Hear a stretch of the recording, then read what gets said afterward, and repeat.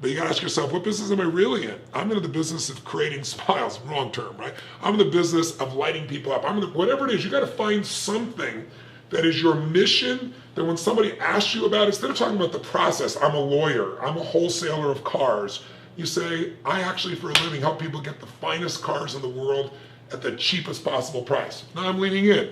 I'm a wholesale car guy. How does that relate to me? Right. I don't care about the process. I want to know, what am I going to get?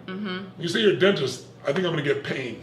Yeah. What am I going to get? Well, you're going to get the most beautiful smile of your life. You're going to have freedom from pain. What I do is painless for people. It's going to prevent pain in the future, and it's going to give more beauty. You need to figure out what the story is that'll be so compelling that people want to do business with you. And if you just think like everybody else thinks, you're going to get what everybody else gets. And most people, that's limited benefit.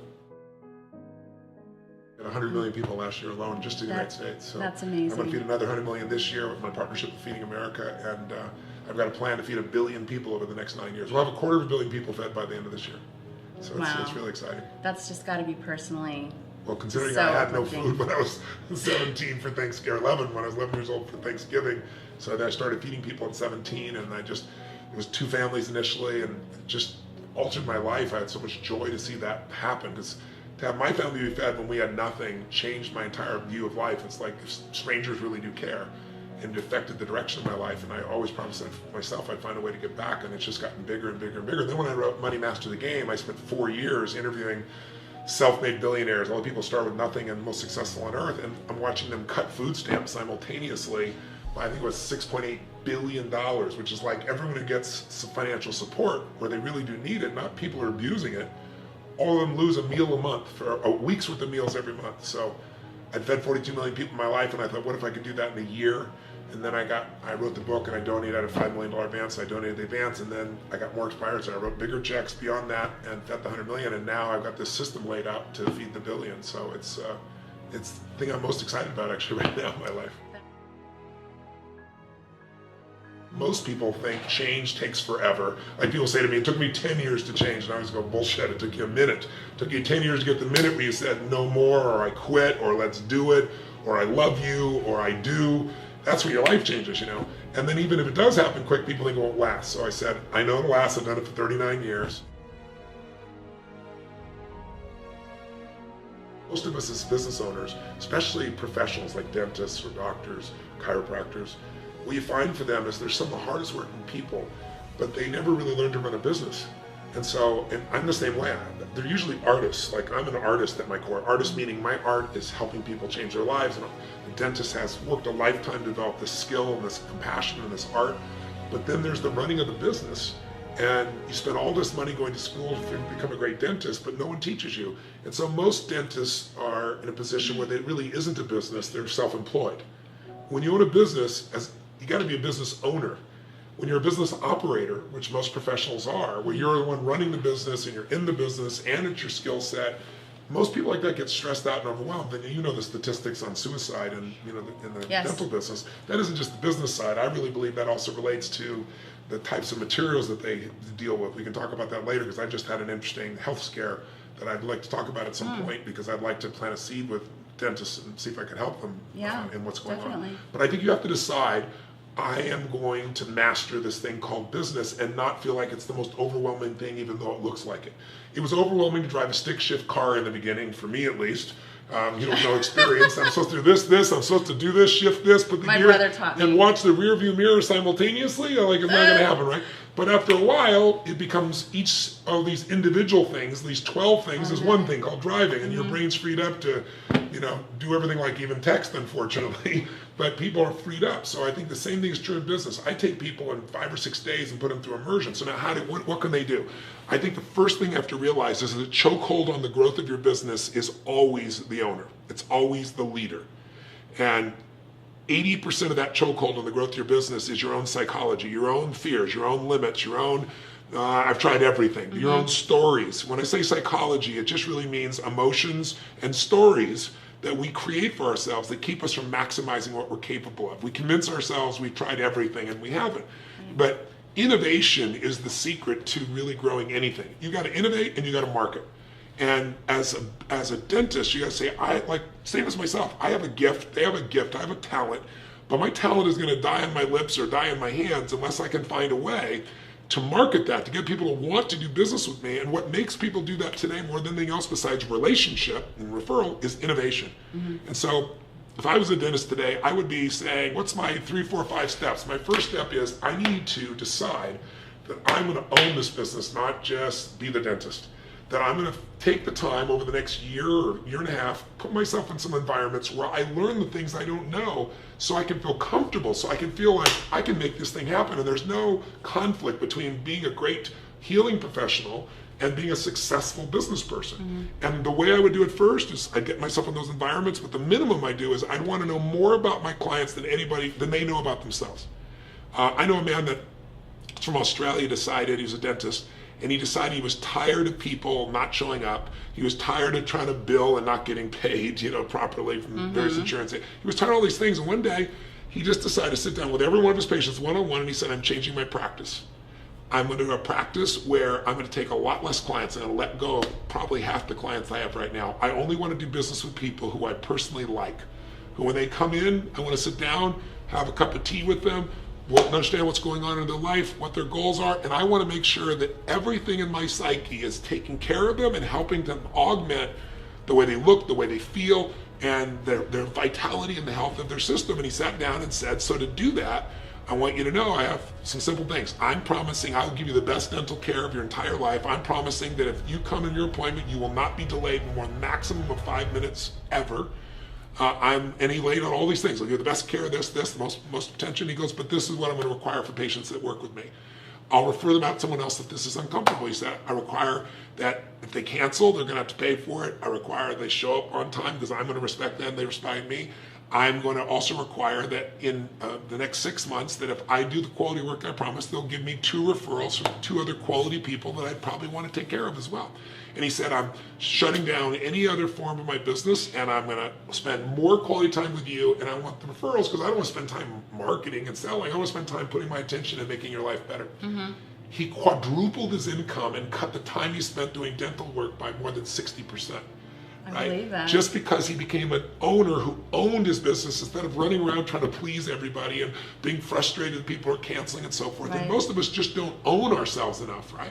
But I would say, 1, figure out who your clients really are. We know that 90% of decisions made around health issues are by females. We've got to know who's making those decisions. We've got to know more about what do they want, what do they fear, what do they desire, and how do we meet those needs for them.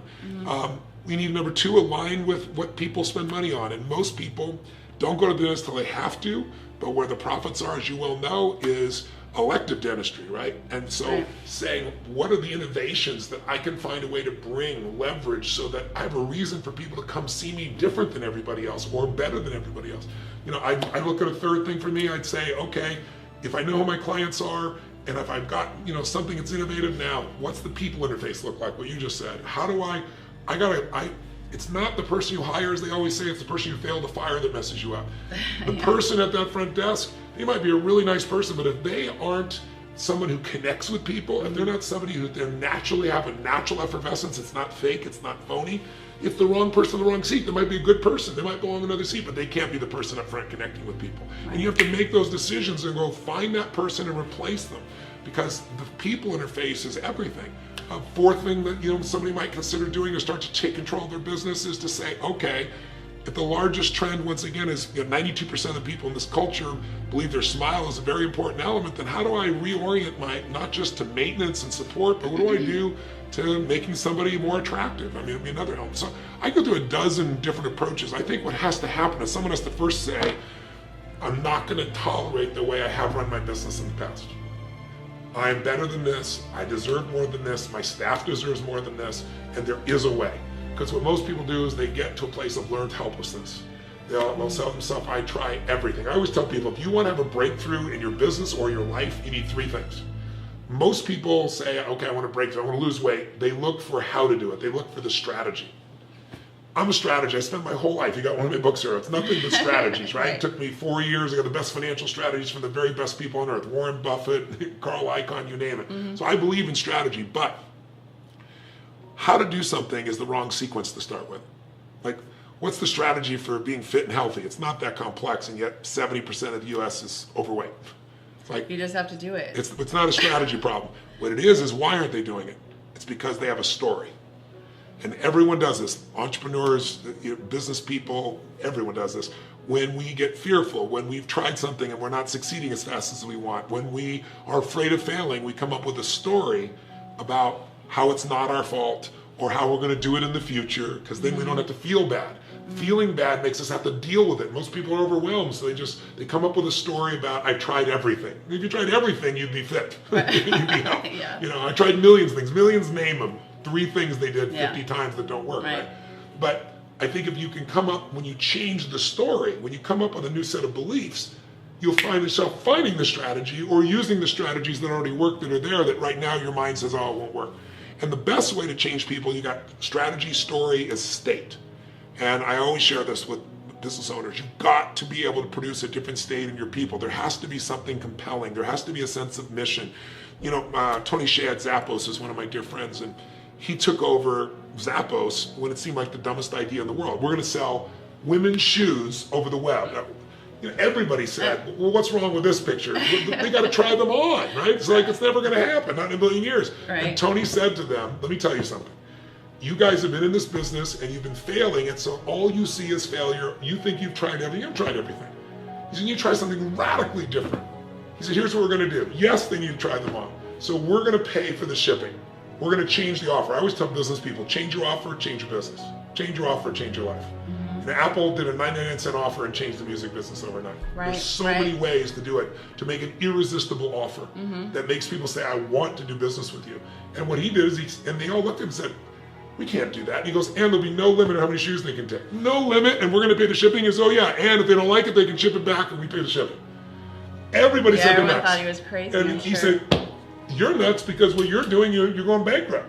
He says, at least we got to try something new. Let's try it and test it. And they're like, they'll take the shoes, they won't fit, they'll send them back, we'll go broke, we'll lose our margin. And he said, you don't understand women. Shoes equal happiness for a woman. Thank you. And he says, you know what's going to happen? If those shoes are even close to fitting, if they like them, they're going to go, they'll fit later, they'll stretch out. Right? Yeah, exactly. They're going to keep those shoes. Squeeze into them. And I'll squeeze it, and he was so right, and he sold the company for $1.2 billion, and he stayed because it wasn't about money for him. He loves creating a culture, and their entire culture is, we are not in the shoe business, we're in the happiness business. Right. And you got to ask yourself, as the fifth element of some of the things I just talked about, you can say, what business am I in? And when you say dentist, no one wants to deal with the dentist unless they have to. But you got to ask yourself, what business am I really in? I'm in the business of creating smiles, wrong term, right? I'm in the business of lighting people up. Whatever it is, you got to find something that is your mission, that when somebody asks you about it, instead of talking about the process, I'm a lawyer, I'm a wholesaler of cars, you say, I actually for a living help people get the finest cars in the world at the cheapest possible price. Now I'm leaning in. I'm a wholesale car guy. How does that relate to me? Right. I don't care about the process. I want to know, what am I going to get? You say you're a dentist, I think I'm going to get pain. Yeah. What am I going to get? Well, you're going to get the most beautiful smile of your life. You're going to have freedom from pain. What I do is painless for people. It's going to prevent pain in the future, and it's going to give more beauty. You need to figure out what the story is that'll be so compelling that people want to do business with you. And if you just think like everybody else thinks, you're going to get what everybody else gets. And most people, that's limited benefit.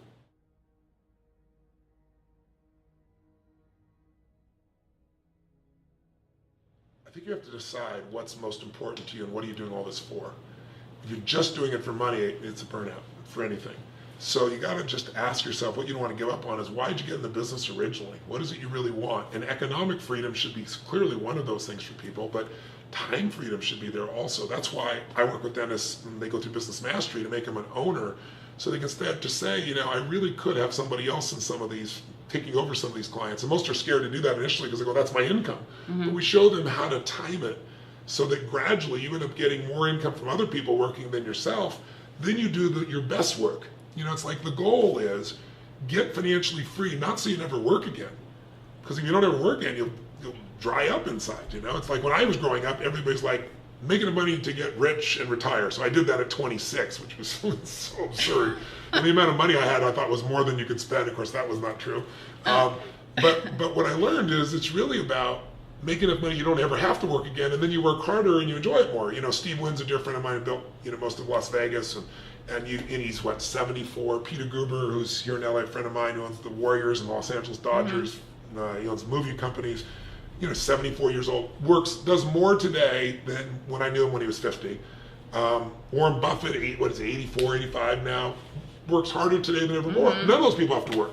They do it because it's so fulfilling, but it's different when you don't have to work and you work, then you have to work and you work. It's like a different being. So if you can build your business, which we show people how to do step at a time, like how to grow it 30 to 130%, that's our promise. Our promise on day one of Business Mastery is, if you don't think today's worth $1 million, in your opinion, in either savings through time or additional revenues and profits, we will give your money back on the spot and you get to keep everything you got out of that day. No one ever leaves. Because once they see it, they start going, this is simple, this really works. We show them the little things to change that create big changes in their business. Instead of the overwhelming thing of how am I going to grow that much? I got to try and maintain myself right now. So I have great passion to help them, but they've got to put themselves just like they did when they're studying the dental field. You didn't do it a little bit at a time, you went for immersion. If you really had the money and time and want to learn Italian, if I drop you in the middle of Rome with no teacher for 6 to 8 weeks, there is zero question you're going to come out speaking Italian because of the immersion. You're seeing it, you're feeling, you're around it. Right. You have to do it. That's the way to master something. Not take years. Take a week, take 5 days, but get the very best people in the world know what they're doing to tell you that. And that's how I've grown all my businesses. Today I have 18 companies. I have 12 that I actively manage. We have 1,200 employees on 3 continents. We do $5 billion in sales in 6 different industries. And I had no business background. I'm a kid from Azusa, not far from here. Nobody, my dad was an underground parking lot attendant, and I had no business background, but I had this passion to help people. And then I was this artist, like a lot of the dentists out there, and I wanted to do this beautiful work. But I realized again, boy, if I don't learn how to market and innovate, all these ideas are just going to die with me. And so I developed those skills. And once I learned how to do that, how to do more for a client than anybody else, how to add more value, how to get obsessed about everything you can do for these people. When you do that, you don't have satisfied customers. Satisfied customers go away. You have raving fans, and raving fans stay. And raving fans tell everybody else, and raving fans are what build your brand and what grow you. So those things allowed me to grow in my educational business, and then I just applied those to other businesses. And so one of my passions for professionals, doctors and dentists and lawyers, is seeing them truly get free, because you're not free no matter how much money you make unless that business can run without you. Doesn't mean you don't want to practice dentistry, it just means you don't have to. So now you can do what that guy does. I want to work with people I like, or I only want to do the types of procedures I enjoy the most. And when dentists actually do that, the level of excitement about freedom and financial security and stability and flexibility changes their life, and then they're better for their patients, they're better for their kids, they're better for themselves, and that's my passion. Right. But people need coaching, because how are you going to do it on your own when you're busy, your schedule's booked solid, you don't know what to do, you got to get out of it, get immersion, and get coached.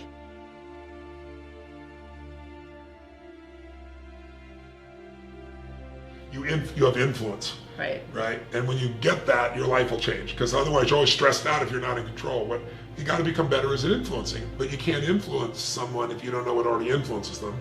You can't influence your business when you're in it just doing it every day. You got to just take those few days, step out, look at it from a new perspective, get new voices around you, new perspectives, ask new questions, try some new strategies, try some things you've never done before, and keep changing, and you'll find something that'll make your business grow. And it doesn't matter what profession, dental profession for sure, because you have a necessity-based business, which is awesome, but you also have a business that people care about. My life changed when I had my dental work done. I used to have a big space in the middle here, right? And I did my first bonding experiences, I'm old enough to remember when I used to do bonding. And that alone changed it. People responded to me differently. I wasn't closing my mouth. I had this big gummy smile, that I've become somewhat famous for now at this stage. This big mouth, right? But what it did was it changed my personality. More of my true personality came out because I wasn't, feeling conscious about what I looked like.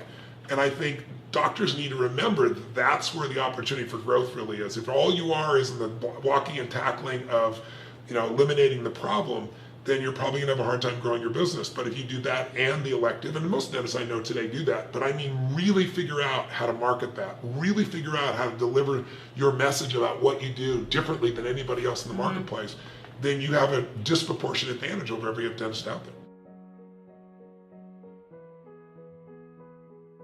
If you're constantly doing more for your client than anybody else, you're going to take business from other people because they're going to come there. So it's not that complex, but the most important thing is making the decision that says, no more. I'm not going to live in this stress. If you ask me the most important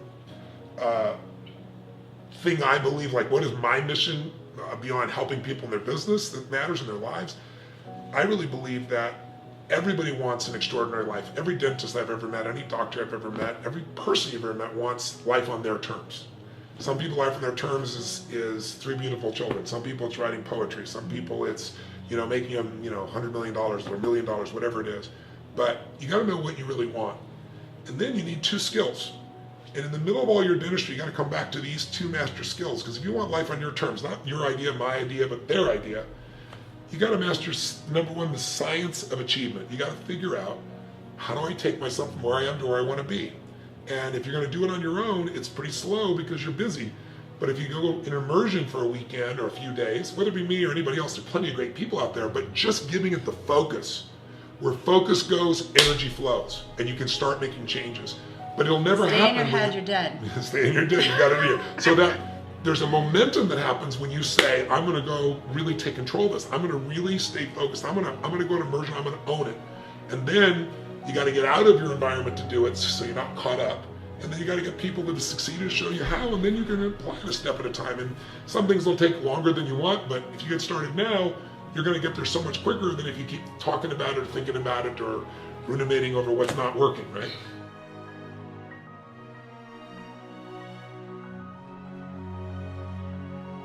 And so what you want is more freedom. What you want to do is enjoy your life more. If I could give you the advice that's affected me the most, the insight I've got the most the last year and a half, it would be, remember I said you need the science of achievement, meaning there's rules to money. If you follow the rules, you'll have an abundance of money. If you don't know what the rules are, ignorance is not bliss, ignorance is pain, ignorance is disappointment, ignorance is poverty, right? So you got it now. Same thing with your body, right? There's a science to your body. If you align with the science of your body, we're all biochemically unique, but certain fundamentals, if you violate them, you're gonna have ill health, you're gonna have low energy. If you align with them, you're gonna have an abundance of energy. It's the rules. But what's more important than achievement, and I think most dentists can relate to this if they think about it, is most of them have had like a goal or a dream and then they got there and then their brain went, is this all there is? And that's a gutting experience.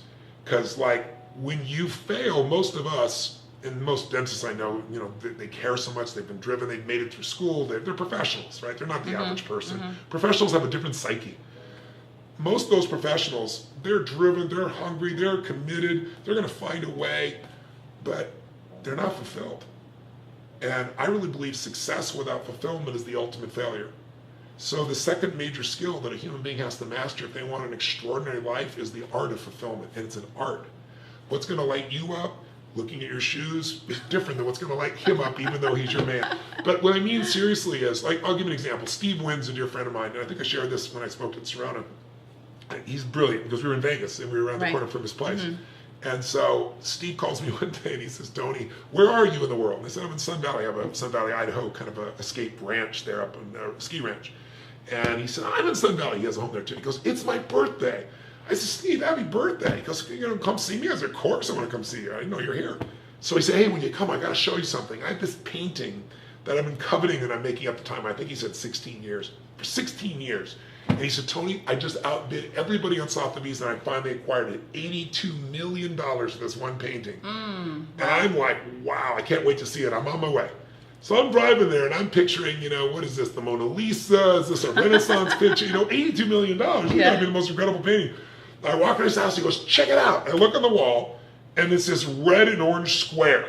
If you're in the art world, people know it's called a Rothko, but it's a red and orange square, just a square, red and orange. I said, Steve, give me $100, give me 20 minutes, I can do this shit.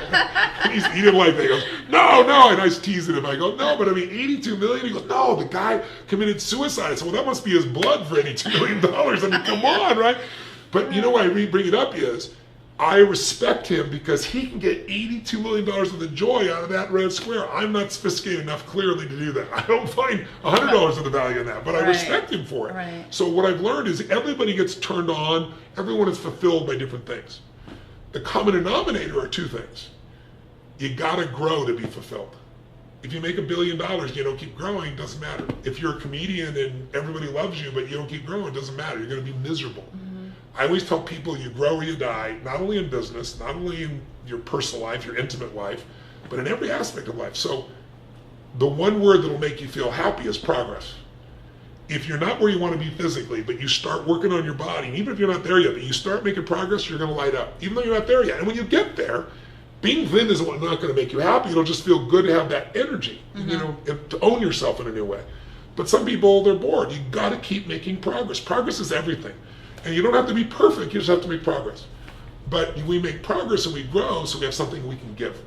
Because when we give, we feel different than when we take. When we give, we feel more alive. People don't realize the secret to living really is giving, corny as it sounds. So here's what I've done the last year and a half. I've asked people, I think I may have done this in Sharona because I just started doing it recently. I said, how many of you feel like Robin Williams was somebody you loved? Because I thought of him as a national treasure. He died 2 years ago. Yeah. And I've done this with Dental Field. I've done this in Brazil. I've done this in Beijing. I've done this in Sydney, Australia. I've done this in London. Everywhere I go, and I say, don't raise your hand if you like him. Raise your hand only if you loved him. And 95% of people raised their hands and said they love this man. So I asked them then, tell me something, because I want to make sure dentists or business owners get it. Was this guy a master of the science of achievement? Hell yes. He knew what he wanted, and he made it real when everybody said it was impossible. He wanted a TV show. They said there's no way. He did it. He wanted the #1 show. Some people old enough to remember Mork and Mindy. He did it. He wanted to have the most incredible family that loved him. He did it. He wanted to make more money than he could spend. He did it. He made a fortune. He didn't want to make movies. He did it. Then he said, I want to win an Oscar for not being funny, which was not his skill, a dramatic Oscar, and he did it.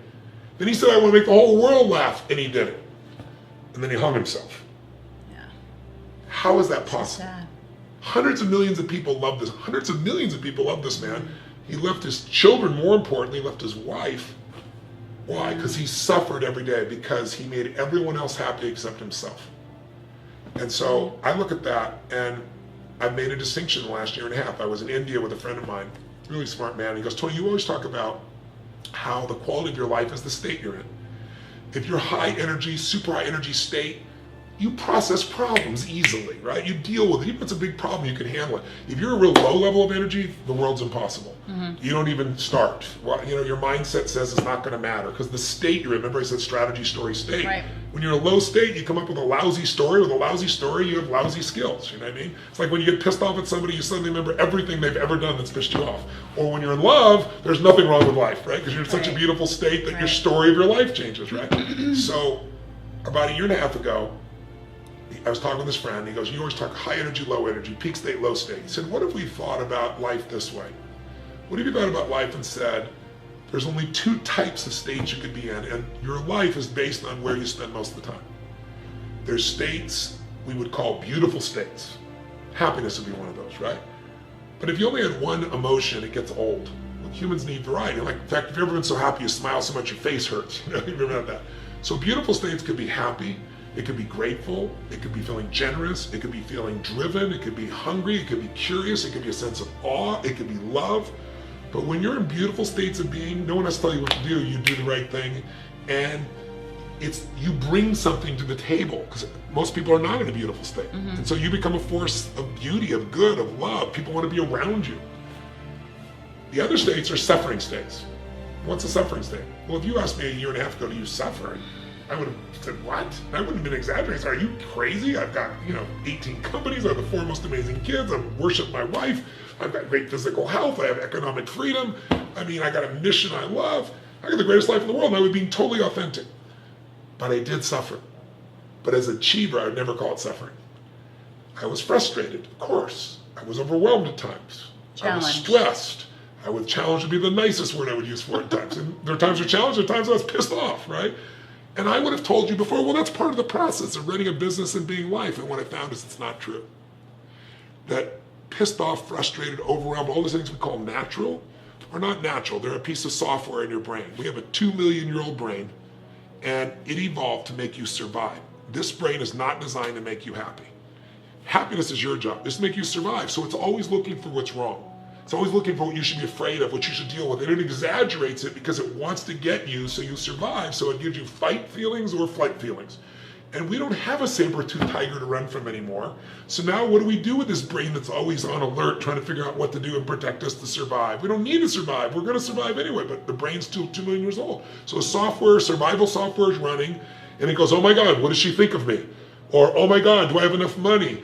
And in this country, even if you're broke, you're the 1% of the world. Half the planet lives on $2.50 a day. So it's not really truly survival, but we make it survival. The only way to have a beautiful life, a beautiful business, is to make the most important decision of your life. What is that? Well, lots of decisions are important. If people watching if I were to ask anyone listening right now, you as well, have there been decisions in the last 5 or 10 years that you can think of, a decision or a couple decisions that if you made the decision differently, you would have a totally different life right now than the one you have? What's one of those for you? What's a decision you've made that if you made a different decision, your life would be better or worse? I don't know, but it'd be If I hadn't have started my business. It'd be a perfect example. So if I hadn't have met my amazing fiance. Yeah. Any of those decisions would change the entire course of your life. So I believe it's our decisions, not our conditions, that determine the quality of our lives. That it's in your moments of decision that your life is shaped, that your destiny is shaped, right? So if you'd asked me a year and a half ago, what's the most important decision in life? I would say who you spend time with. You know, who you spend time with is who you become, who you pick to love, who you pick to live with. It shapes your life more than anything.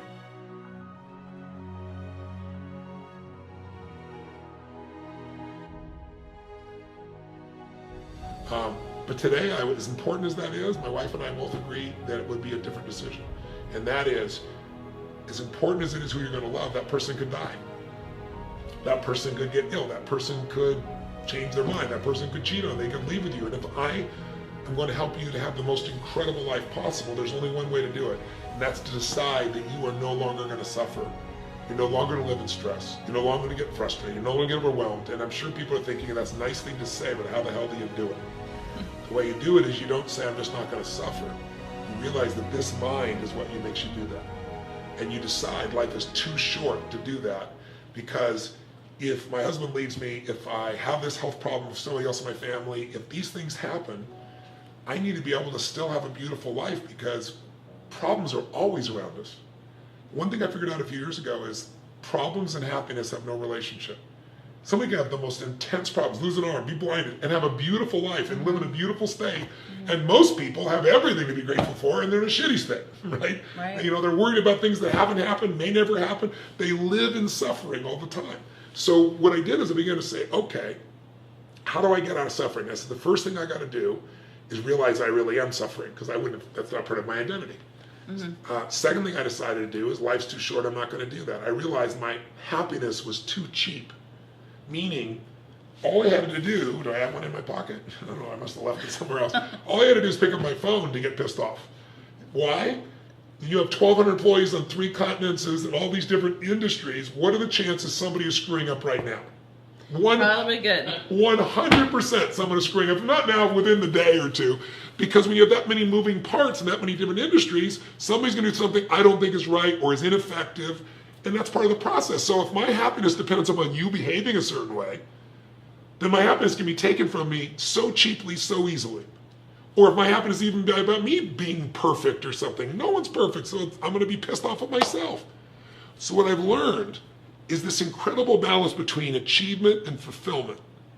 Whereas I can achieve so much more if I'm more fulfilled, because I happily achieve instead of achieving to be happy.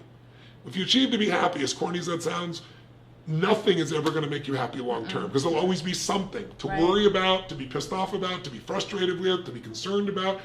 This brain never stops that. So here's what happens. The brain still creates suffering, but I have a 90-second rule.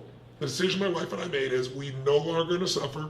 So the minute we spot that it's happening, we'll recognize it and we let it go. We recognize it and we let it go. And it becomes like a muscle. And you know what's amazing? Most problems need energy to live. If I come along to you like this and I push on your hand like this, why are you pushing back? I didn't say to push back. Because as soon as you push on somebody, they push back. That's our nature, right? So when you push on a problem, the problem tends to get bigger. Some problems you can solve, some problems you got to just let go of and move on, because the problem is just based on your mentality. Like most people, I bet most of us watching have had, and I'm sure you have, I know I have had experiences where, let's say something happened and it was horrible, and you never want to go through it again. Something was terrible. You never want anybody you care about to go through it again. But 5 years later, 10 years later, you look back and go, I don't want to go through it, but I'm glad I did, because Now I can see the perfection of it. I can see that made me so much stronger. Now look what I've accomplished with that strength. Or it made me so much more caring or so much more sensitive. Something there that made my life richer. Almost everybody can relate to that. So my view is life is always happening for us, not to us. Right. If we look for the answer, it's there. And I'll give you an example. And it saved my life. In the last year and a half, we started practice, my wife and I. The level of liberation, the level of freedom, the level of joy and pleasure and happiness that comes when you're determined to be happy no matter what, and you commit to it, and when problems show up, you let them show up, and you give them, you realize this is not going to matter 10 years from now. It's not, so why should it matter now? Mm-hmm. I'll do what I can do. What I can't do, let's let it go and move on. Life is bigger than this. I want to enjoy this moment. When you make that decision and you do it continuously, you get this incredible sense of freedom. So I started having this great sense of freedom, more joy than I've ever had in my life, as much as I've ever had, incredible, and that became like my mission to tell everybody, show everybody this. And I do this in a seminar in a much more elegant way. I'm trying to do this message really quick here with you because I'm hoping to plant seeds so that if somebody watches you today, my goal would be that they really truly could change their whole life. Absolutely. Out of this conversation alone. Mm-hmm. So we've told them a lot of things, but the thing that matters most is not the achievement, it's the fulfillment. Robin Williams had all the achievement you could ever have. He's gone. Now, dentists have the highest suicide rate that's out there. 3 times higher than any white-collar profession to commit suicide. And the answer, the question is why? Yeah. I think part of it is everyone coming to see them, the majority are stressed. They care, they feel that stress. No one wants to go to the dentist. No one wants, so you let them feel good. Yeah. You got chemicals still in this business, even though they've limited a lot of them that still affect dentists. Mm-hmm. Those are significant. So I'll tell you why I bring this up. Start feeling all this freedom, feeling this aliveness. You know, get hooked. You know, our 90-second rule probably was a 4-hour rule in the beginning. You know, you get better at it and better at it until now you just let it go, let it go, let it go. And you get a life then. You got this joyful life. And then I had an experience, which was, you've seen me on stage, you know, I have this intensity in my arms, and I've been doing this since I was 17 years old, and I'm 56. So those 39 years of hammering like that have made the nerves of my arms so sensitive that all of a sudden about a year and a half ago, I couldn't sleep on my side anymore. So, all right, I got to deal with it. So I sleep on my back, no big deal. Well, sleep apnea, right? Such severe sleep apnea that I went to the doctor and I found out I stopped breathing 17 times in 16 minutes, right? So that's extreme. You know, you're in the business, right? On my side, it's 12 times in an hour. That's minor sleep apnea. I'm 26 an hour. Yeah, that's still pretty crazy. Yeah. So they give me the sleep app, which is the most incredible sexual attraction tool you could possibly have. Put this thing on your face, like you said earlier. Pretend you're in the Top Gun thing right there. Darth Vader. Yeah, Darth Vader. You sound like Darth Vader. It's hard to keep on your face. It's like, oh my God, this is insane. And then I go snowboarding, and when I'm snowboarding, I take quite a crazy little jump, and I tear 3 rotator cuffs. And it's painful. I know how to manage pain. And then all of a sudden, it goes beyond the rotator cuffs to nerve pain that's just like, on a 0 to 10, it's a 9-9. If I had not had this set of commitments, like, you know, I tell people, you want to take the island, burn the boats, right?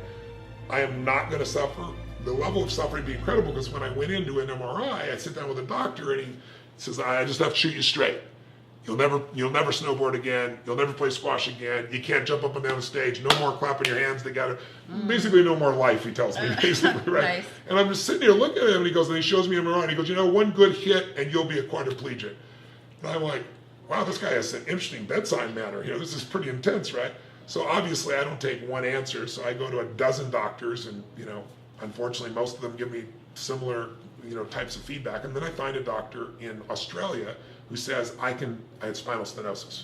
So it traps the nerves in your body. Well, I found this man in Australia, who's a doctor, who uses hyperbaric oxygen. And in the last few years, they found that if they take you to depths, which is like 65 feet of pressure, and give pure oxygen to you, you get 800% explosion of stem cells, and they go to areas of inflammation to heal the body. And he showed me MRIs of spines with spinal stenosis healing over 3 months, 6 months, 100 hours of hyperbaric oxygen. I was like, I'm a guy who finds the answers. I'm like, I'm going to heal this body. And then he says to me, and it's a long story, I'm sorry, but I want people to understand the importance of it, because those watching will be affected by this, I think. He says, well, why don't you get, you know, this inflammation blood test before you fly over to here, so I know if you have cytokines and what's going on, right? Happy to do it. Well, I'm there, the guy doing the blood says to me, you want to do your metals? You want to do a blood metals test too? I said, nah. He said, like mercury? I said, nah, I don't need that. I said, amalgam's taken out 25 years ago. You don't have any mercury. He said, Tony, well, right now, the concentration of fish in the world is at a level no one's talking about because it would kill the fishing industry. And he said, you might want to at least test it. I said, all right, let's test it. Doctor calls me exasperated like a week later and says, I got to talk to you. I got to at least need the messages. And it was like, wouldn't leave me any details. I said, just send me the report. He goes, I got to talk to you. I guess they measure you on a 0 to 5 scale, and from 3 and above, it's dangerous. You got to do something. Some states use a 0 to 10 scale. The highest in Florida they've ever measured as a person in these doctors' office is 75. I was 123. Whoa. He showed it to 3 other doctors. They didn't know it was me. They just said, how long has this guy been in the hospital? And I just gotten off stage for 50 hours. Meanwhile, I've been feeling what mercury does is it makes you really exhausted, and it starts slowly, and you just think you're burnt out from your business and all the things. I was using more and more willpower and more exhausted. Second thing it does is I never had this happen in my life. I'd be on stage, and then I couldn't remember why I was telling this story. Or what was I just talking about? In my lifetime, I do 50 hours. I do 72 hours in a row, 6 days and nights, right? I don't forget. And it happened a bunch of times. And I was like, I'm only 56 years old. I can't have dementia. What's going on here?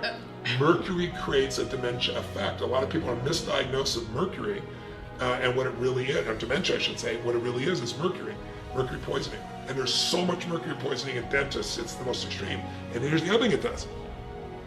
I'm Mr. Fear and Power, man. I'm skydiving, firewalking, obviously, all the things I've done in my life. It's like, feel the fear and do it anyway, rock and roll. I started feeling anxiety, a feeling I've never had in my entire life, like over nothing, like this fear running through me. And the mercury, as it releases black out of the tissues into your bloodstream as it started detox, produces massive anxiety in you and like bursts of it, like the weirdest feeling in the world. So I've been detoxing for 3 months. It's very painful, difficult process. I've found a process that's less chelation and things like that, less intrusive. And I'm down to 38 out of 123 as of yesterday. Oh, that's awesome. And I'm starting to feel a little bit more of my energy. That's still like 1,000 times more than you should have in your body. Right. But I'm saying this because I want every dentist, these are people that care so much, their family members, it costs so little, you gotta go get your blood and see what's there. Because we live in a place where there's so much lead, there's so much aluminum, there's so much mercury, and much of what we call aging or ill health is actually coming from toxicity in our system, and you gotta know.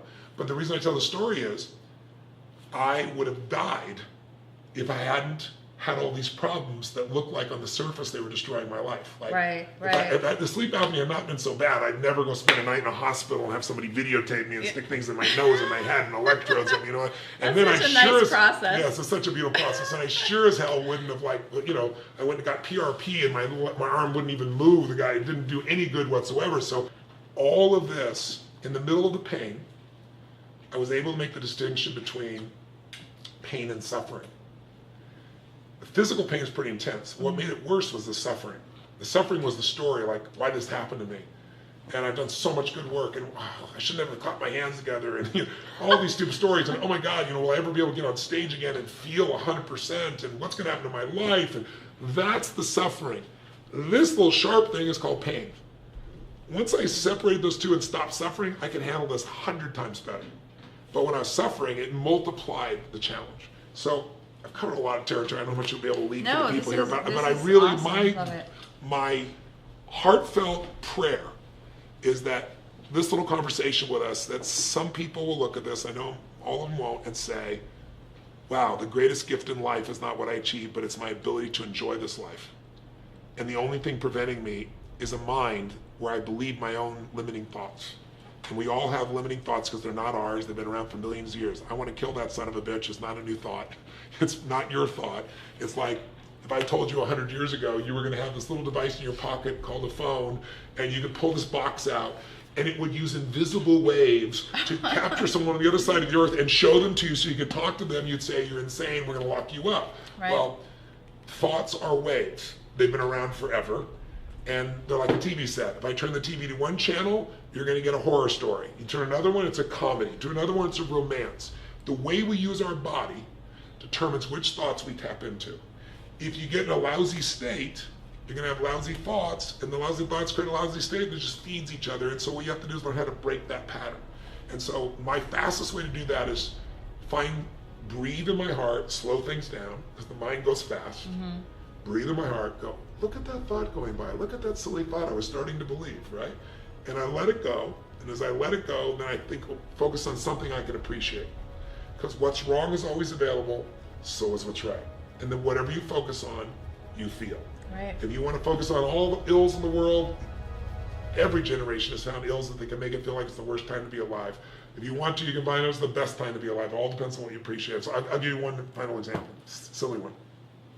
So I'm privileged enough to have my own intercontinental jet now, which is just an unbelievable privilege. I can fly anywhere in the world nonstop. But most of my life, I've flown all over the earth, around the circumference of the earth multiple times, and I'd fly commercially, obviously. And if I was going to a place like Australia, it's a 14-hour flight, and I would find stress inside me, suffering, stress. What was my stress? I'm disconnected with the internet for 14 hours, got 18 companies. I could be doing emails, I could get this thing done, I'm being cut off. And all this internal stress about going on a plane. It's like when people talk about so stressed to travel, what's stressful about sitting? It's like, come on, Yeah. I mean, we forget. People say, oh my God, we sat on the runway for 35 minutes and it was just so horrible. Yeah, after that, did you fly like a plane, like a bird? Did you watch a movie while you flew? A bird can't do that, right? But on this particular day, most people fly domestically. No, you're still attached to the internet. You go, overseas, no internet. God forbid, we're not connected to Instagram, Facebook, LinkedIn, all my emails. So they announced one day, they go, we have internet. And it was like God descended into the plane. People are cheering. I swear to God, some people stood up and clapped. And I felt silly because I didn't cheer and clap, but I was like, wow, this is awesome, And it worked for 15 minutes. And then no more for 14 hours. So what do you think of people's response? It's like, this is bullshit, this is crap.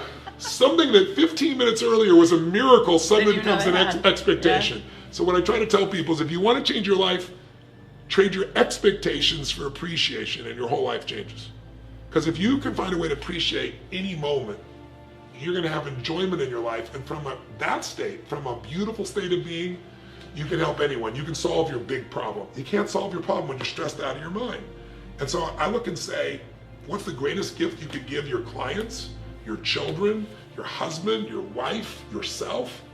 It's living in a beautiful state. But it won't happen unless you cut off any other possibility. Unless you say, this is who I am, this is what I stand for, I won't tolerate it, and suffering will come up, the mind will get you going. Breathe, let it go, appreciate. Breathe, let it go, appreciate. And the more you do it, the better you get. And it's like a muscle.